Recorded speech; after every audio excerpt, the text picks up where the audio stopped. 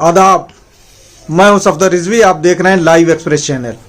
आपसे गुजारिश है कि इस चैनल को सब्सक्राइब करें, लाइक करें, शेयर करें और कमेंट करें। अब देखें एक अहम खबर।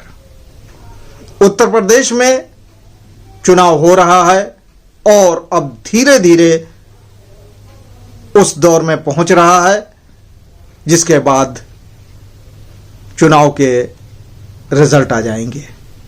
अब ऐसा माना जा रहा है जो नतीजे सामने आएंगे वो चौंकाने वाले होंगे। यही कहा जा रहा है कि नतीजे चौंकाने वाले होंगे, खासकर भाजपा के लिए।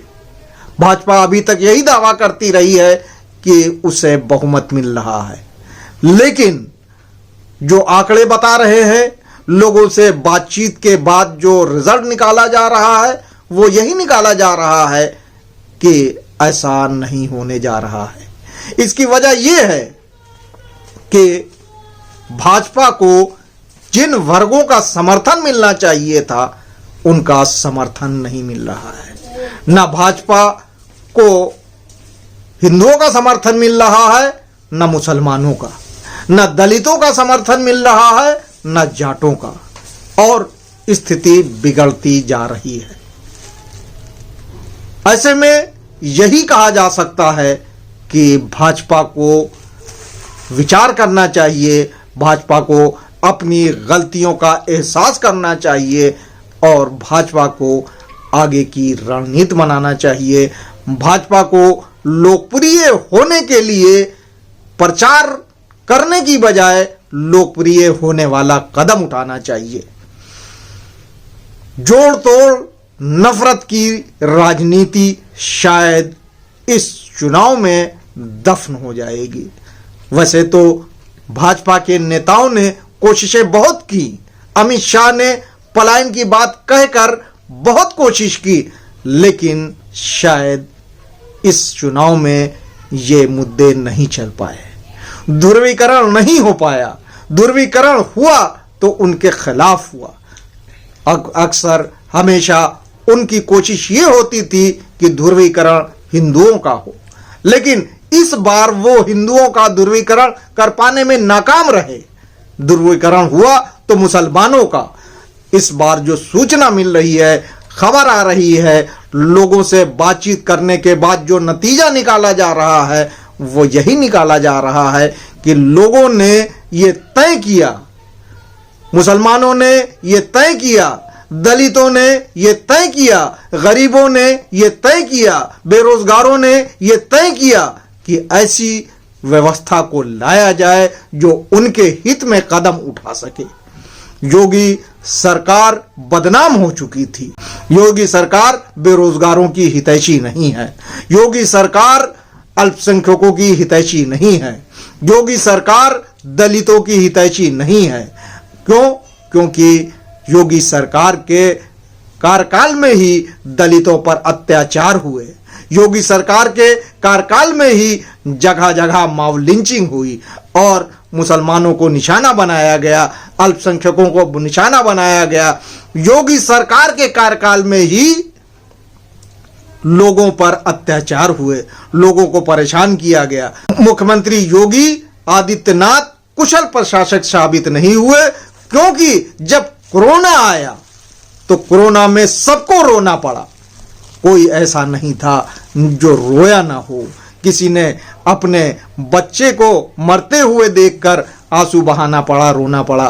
किसी को अपने पिता की मृत्यु पर रोना पड़ा, किसी को अपने भाई की मृत्यु पर रोना पड़ा, किसी को अपने रिश्तेदार की मृत्यु पर रोना पड़ा, किसी को अपने पड़ोसी की मृत्यु पर रोना पड़ा, किसी को इलाज न मिलने से रोना पड़ा, किसी को गैस न मिलने से रोना पड़ा, किसी को अपने परिवार के, अपने परिजनों को, अपने रिश्तेदारों की लाश को दफन करने में दिक्कतें आई, तो किसी को अपने रिश्तेदारों की लाशों को जलाने में दिक्कतें आई। कितनी तकलीफों से लोगों को गुजरना पड़ा। न अस्पताल में बेड मिले, न दवाई मिली, न उन्हें कोई दिलासा देने के लिए आया। हाँ, उसका विरोध किया गया और कहा गया ऐसा ही होता था, हमने तो अच्छे से अच्छा किया, बजाय इस बात के कि उनसे कहा जाता कि हम सक्षम नहीं थे, हमारे पास चीज़ें उपलब्ध नहीं थीं, हम इन चीज़ों का इंतज़ाम नहीं कर सके, इसलिए ये दिक्कतें हुई और उसके लिए जनता से माफ़ी मांगा जाता, लेकिन ऐसा नहीं किया गया। क्या आज देश में बेरोजगारों की स्थिति बहुत गंभीर नहीं है? लेकिन ऐसा नहीं माना जा रहा है, चाहे वो केंद्र की सरकार हो या राज्यों की सरकार, और खासकर उत्तर प्रदेश की सरकार तो ये मानती नहीं कि लोग बेरोजगार हैं। वो उनको इस बेरोजगारों की समस्या पर कोई ध्यान ही नहीं है, वो बेरोजगारों की बात ही नहीं करते, जबकि हर घर में बेरोजगार हैं। और जब घर घर में बेरोजगार हों तो घर कैसे चल सकता है? घर का जब मुखिया ही बेरोजगार हो तो वो घर को कैसे चलाएगा? क्या 5 किलो अनाज से घर की स्थिति सुधर सकती है? नहीं हो सकती। इस चुनाव ने इन सारी चीजों की पोल पट्टी खोल कर रख दी है और इसीलिए जनता ने इस बार इन चीजों पर ध्यान दिया और मौन रही और मौन रहकर वोट किया। क्या किसानों को अपनी मांग मनवाने के लिए एक साल तक सड़क पर पड़े रहना पड़ेगा? देश की जनता को ऐसी सरकार बिल्कुल नहीं चाहिए जो उनकी न सुने। देश की जनता को ऐसी सरकार चाहिए जो उनकी मांगों को तुरंत सुने, तुरंत हल करे। इसलिए देश के बेरोजगारों को, देश के किसानों को ऐसी व्यवस्था चाहिए और ये व्यवस्था 5 साल में एक बार मौका मिलता है वोट करके लाने का। इसलिए इस चुनाव में अभी तक जो सामने चीजें आई हैं उसमें यही आई है कि मौजूदा सरकार जो योगी आदित्यनाथ की सरकार है उसको बदलना है। हालांकि कुछ दलाल किस्म के लोग रहे हैं जिनमें मौलाना हैं, मुल्ला हैं, मौलवी हैं, उन्होंने कौम की बात को न मानते हुए भी उनको वोट देने की बात कही है, लेकिन क्या उनकी बातों पर ध्यान दिया? ये 10 तारीख को सामने आ जाएगा जब वोट की पेटियां खुलेंगी, जब ईवीएम मशीन बताएगी कि कौन जीता और कौन हारा। उसी के बाद पता चल जाएगा कि कौन मुल्ला कितना प्रभावशाली है, किस मुल्ला की बात लोग मानते हैं, किस मुल्ला को लोग दूर कर देते हैं, उसकी बातों पर ध्यान नहीं देते। बहरहाल इस चुनाव ने स्थितियां साफ कर दी हैं और लोगों में जागृति ला दी है कि वो अपने आप ये फैसला ले सकें कि उन्हें क्या करना है, उन्हें किसको लाना है।